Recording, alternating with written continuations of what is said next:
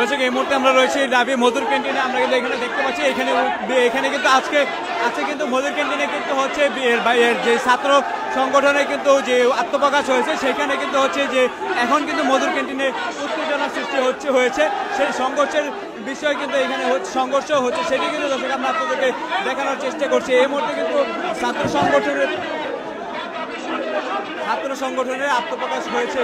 দর্শক নতুন ছাত্র সংগঠনের আত্মপ্রকাশ হওয়ার পরপরই কিন্তু আমরা দেখছি যে বর্তমানে কিন্তু মধুর ক্যান্টিনে হচ্ছে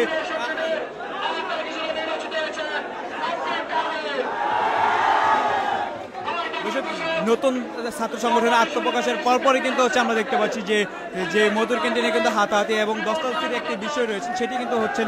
এখানে কিন্তু হচ্ছে বিভিন্ন ছাত্র সংগঠনের যারা প্রাইভেট ইউনিভার্সিটির শিক্ষার্থীরা রয়েছেন তারাও কিন্তু এখানে এসেছেন এবং তারাও কিন্তু হচ্ছে যে বলছেন যে তাদের সাথে বৈষম্য করে কিন্তু হচ্ছে বৈষম্যের শিকার হয়ে কিন্তু হচ্ছে তারা যে এখানে এসেছেন।